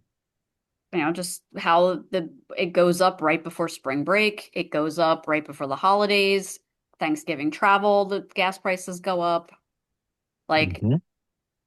supply and demand, they don't make extra, before hurricane. They say there's no price gouging, but we all know the prices go up before hurricanes. They go up before, during, and after. Yeah. They're like, oh, well, it's not really price gouging if it's like less than, 20% or something. It's okay, well, it's still raising the prices. That Like, 20% still hurts. yeah. Yeah. So I will be interesting to see how the Republicans poll in November, but I'm not hopeful for Florida. I'm content. I think what we find in Florida, but on the national level, I think we're going to lose the House. I yep. don't I disagree. think the same. Same I here. don't disagree. And it You follows know, a pattern because anytime we've had a Republican controlled off, trilogy, we lose one in the midterms. And well, same thing midterms after always Democrats lose. win, Yeah, then the midterms Republicans end up getting the House. there's 3 times I believe it is in the history of this country where the party in power didn't lose the midterms. Yeah. Yeah. So Because I mean, no, you have a historical record. because the One of those being one of those is the 2002 election because Bush was still riding high from 9/11. Well, that's the Mhm. thing. I mean, 2002 was a very odd year in Yeah, general. I think the other two times were FDR's midterms. Well, the average American looks at the Republican and Democrat party as being different wings of the same bird. So they look at their pocketbooks. They're like, is my life better? No, I'm going to vote for the other guy. They don't care if it's Republican Yeah. or Democrat. They just know you didn't do your job. My life is not better, so I'm going to go vote for the other guy. Right. Which is why no one expected Kamala to win because life was so bad under Biden. It was going to be a flip. But, I think a turnip could have beat her in the election because no people were like, you but that's couldn't why even they ran afford her. food. Well, that's why they ran her. They knew she had no chance in hell. That no candidate they would have put up had a chance. Yeah. Yeah. Yeah, So might and as they well didn't put want the So one somebody that else they to be didn't tainted. want. right. You give her chance. Like, look, we tried you. You didn't do it. You know, and even though they're still talking about it now, her running again in 2 more years, they Yeah. know that they're not running her. That's why there's so much talk about Newsom and AOC and all these other candidates too, Oh, because they know they're not running Kamala. can you imagine Yeah, bartender Barbie? I can't. I can't. Running our country. she she She'd be the she's only gonna be, fishback. yeah. She would be the fishback of that race. Yeah. In a mess of way, I could see her and Fishback getting along making a couple. Ugh. I Well, I mean, don't she know. does like She's too white old for guys. him. Yeah, She's too old, but I mean, she does like white guys, so it works. yeah. But no, Millennial power she. couple. I've told people I'll bet $100 she's going to run for president just to get her agenda out there, and then she's going to drop out and run in primary Schumer for the Senate because he's up in 28. Mm. You think? Yep, that's what she's going to really want because she will beat Schumer in the primary. He might even just retire. He might not even run again. But that's the thing is that she's going to run for it and she'll win the primary. Yeah, I I mean, mean, I when you could see the see numbers, the people voting for her. She knows that I she's mean, not smart enough to be in the no. White House. how, how many people run for president and then they drop out and run for another seat? Well, I Steve mean, Bullock that's did it when he was Steve Bullock and Jay Inslee both challenged Biden. Inslee went back and ran for re-election for governor of Washington, and Bullock ran for the U.S. Senate in Montana. And then how many people they run for president? They know they're not going to win, but they're trying to show their skills and their knowledge on stuff, so they get picked up as part of the cabinet. hmm well, I mean, that's 100% what we believe, what a lot of people believe Byron's doing. He's running for governor so that he can be considered for a cabinet position in the next Republican administration. I think he was fully planning on. I was told he was planning on being JD's VP, but now we're realizing JD's in the doghouse with Trump. I think it's Well, going to be Ruby, Rubio and DeSantis. it no, can't be because they're both from Florida, I thought unless that he Ruby. officially became a Washington I resident. mean, what is you got to see what his residency is. If he officially declared DC, he could do that, and there you go. I don't know why you would want to declare DC, but but you then wouldn't see that anyway because they're so far apart from each other. I think Rubio and DeSantis could work along. But yeah, I don't see Rubio picking DeSantis. Even if Rubio made DC his home, he wouldn't pick DeSantis. I I think see I see it being, yeah, JD's in the doghouse, but what's that mean? You know, we've seen the Trump endorsement not carrying weight, so just being on the administration, I still see JD being top of the ticket. So then you have the question of who is it at the second part of the ticket. Rubio would be the smart play so mhm. that you could get the votes, but somebody like Byron being VP wouldn't be a bad choice either, especially coming out of if he has a big victory in Florida like he's expecting. I don't know. I don't Yeah, trust the man. yeah, He just gives me vibes. I'm I not saying can't, he's the right pick. I'm just going off of your numbers. Look at yeah, polls. yeah, I just can't, yeah. I don't have a specific policy issue or a way he's voted. I know that he had a high Liberty score. I don't have anything to back up my opinion. It was one of those things where something about him, it's just an aura. I don't Yeah. know. His stance on a lot of things, like, housing and whatnot, I have a problem with. He wants to keep putting in housing developments and PUDs and all this other stuff. Well, I'm not for that. Well, he You wants Florida want to be California because more taxable base. well, that's what I'm saying. I'm not for that. But then on the other hand, when you go to the fact that he was a freshman in, I believe, the House at the time when we had the 2018 Marjorie Taylor Douglas law come through, and he voted against that, Yeah. against recommendations to vote in favor of it. So he is a Second Amendment guy. So you have good and bad out of him. You have good and bad out of Collins. Personally, I think Renner drops out before we get to the primary. That's just my personal opinion. I His like numbers keep Brennan. going down. I don't know. I wish he would do better campaigning because he's somebody that I felt strongly about in the beginning of this race. I think he Yeah. was running to get a deal made. That's just my opinion. Yeah. I think he Renner, wanted some recognition. if Jay becomes the governor, he'll put Renner somewhere. I think if Byron becomes governor, I wouldn't be surprised if he's open to putting Renner somewhere. Just they don't have that relationship because Jay was in the Senate while Renner was Speaker, so there's somewhat of a relationship working together. So I think Byron probably would as well, but I just don't know where. So Well, that's the thing. I mean, if you come out and you're in support and you throw your support behind that one person, yeah, it could make a big difference. very true. I don't know. There's just I don't know a lot of things like the oh well I'll be against insider trading as long as I people can still trade through a third party. It's like well everyone trades through a third party. Like Exactly. nobody just goes on the internet and just buys a stock. Like you go through a third party and you tell that third party what to go buy. So that doesn't eliminate the fact that he's still going to make money off of information that the general public would not have knowledge of.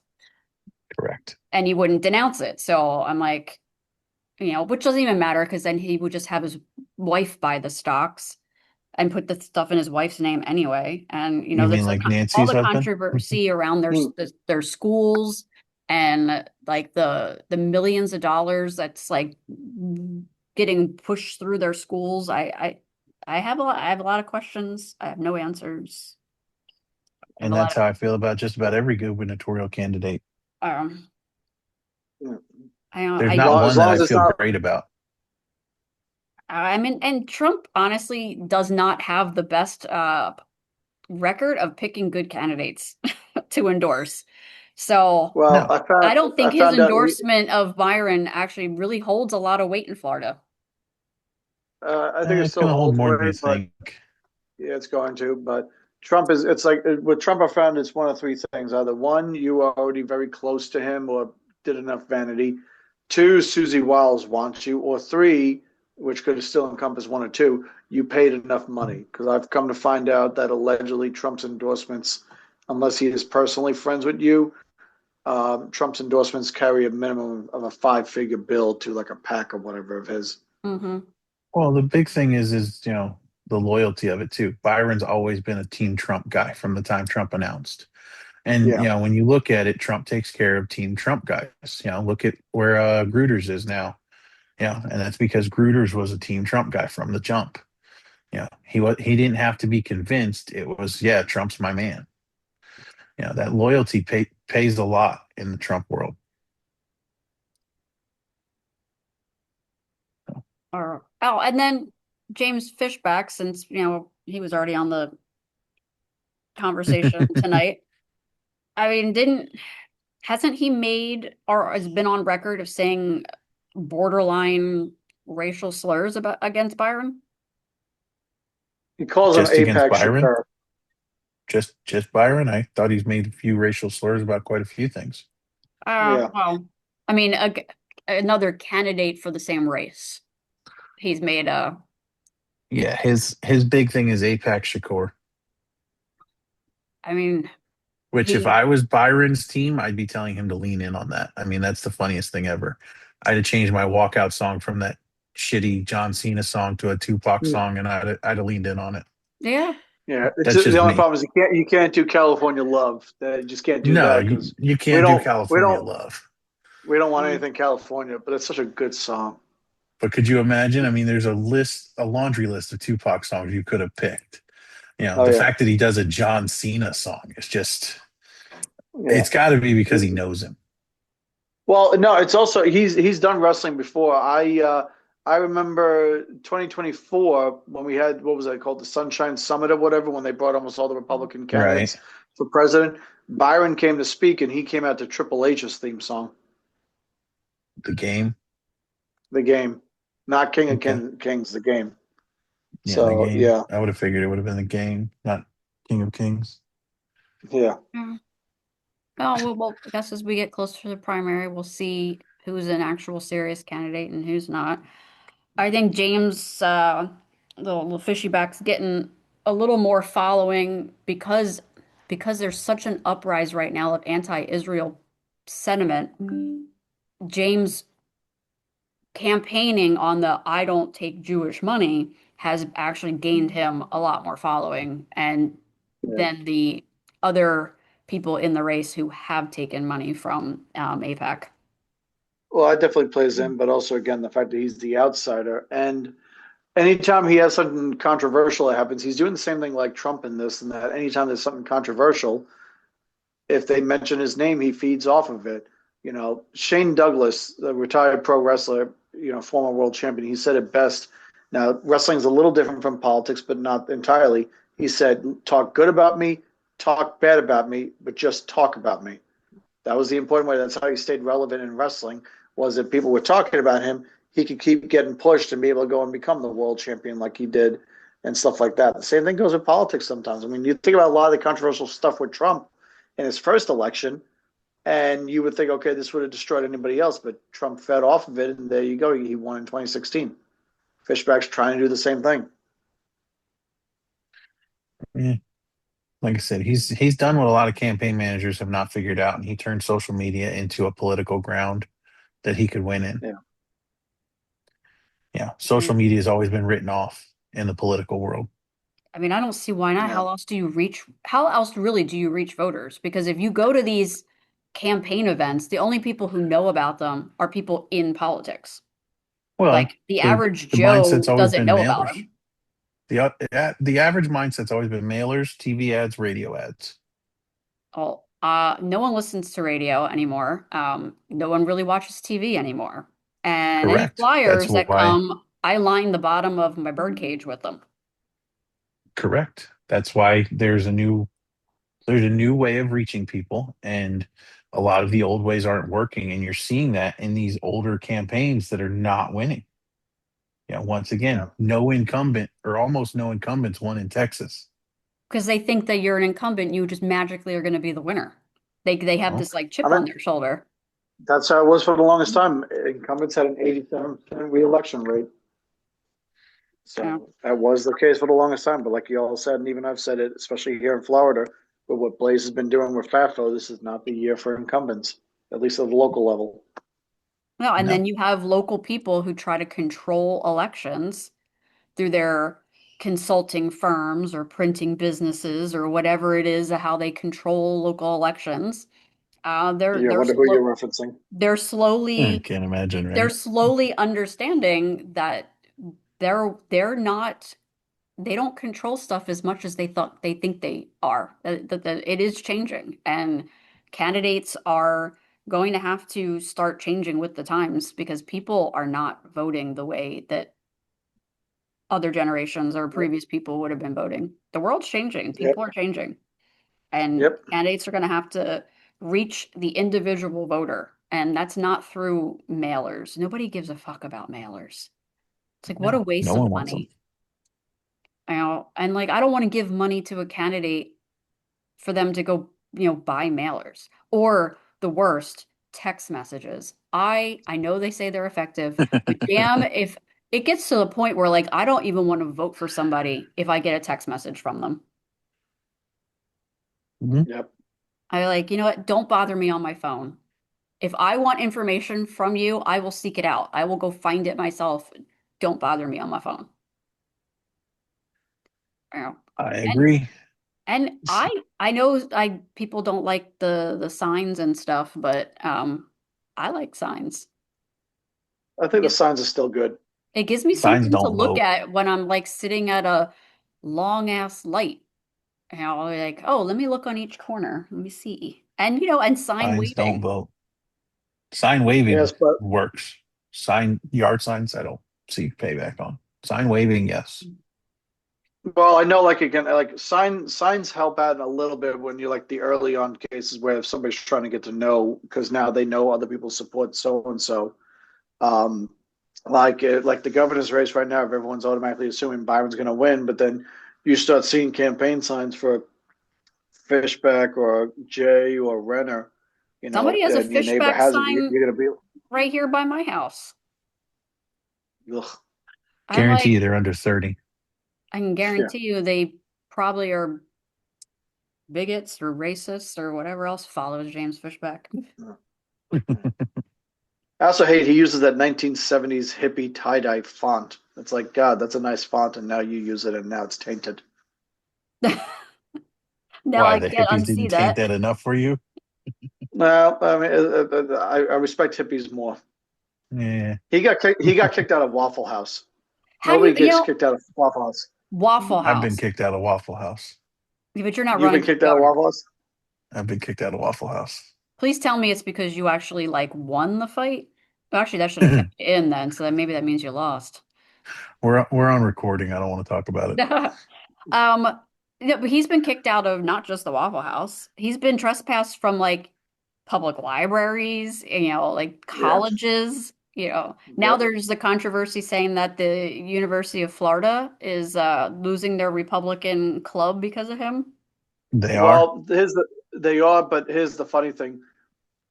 The Florida Federation of College Republicans apparently sent a notice to UF about the whole thing and them wanting to disband. And they've put a note, and so UF decided to get rid of them. But the thing is that the UF College Republicans do not belong to the Florida Federation of College Republicans. This is going to sound so stupid, but there's multiple factions when it comes to the college Republicans nationwide. There's only Hmm. one. There's only one Young Republicans National Federation that governs all of the Young Republicans. Now we have a split still with the old regime here in Florida, but as far as college Republicans, there's three competing organizations, and so the UF College Republicans never belonged to the FFCR. They decided to send a notice to UF, and UF was like, okay, I guess this group's disbanding. They had no say in the matter, and that's what they said in their notice. So Sabatini's already suing on behalf of the college Republicans. And as he should. They shouldn't disband Yep, a group because of one or two people who said something that maybe you didn't agree yep, with. Like people say yep. shit I don't agree with all the time. What am I gonna like cancel everybody who you don't agree with? Look at that Yeah, latest Jake. RLC email and statement. There you go. Yeah, Jake Hoffman said the exact same thing to the local news. He's the executive director for the Tampa Bay YRs. He said the same thing. You don't punish the whole group because one or two people did something wrong. You point that out. And Jake points it out, and he even says like he's a Jew and he doesn't like what's going on. It just All right, doesn't. I gotta go, y'all. All right, All right. have fun raising some cattle or bull riding or whatever it is that you Yeah, do. Going to haul more animals. I'll see y'all later. there you go. Yeah. Bye. Hey, I need to talk to you guys sometime later this week as well when I get a chance. It was something I was going to chat with y'all about, but I was starting to fall asleep and it's got to be off recording. So something Ha. interesting. Well, yeah, it's 10 o'clock or 11 o'clock your time. So, you And I've go, got two Yep. hours of sleep in me. yeah, yeah, you go get sleep, and the other one go play with bulls or whatever it is that you're doing. All right. You I'll see guys you have a guys good night. later. Bye.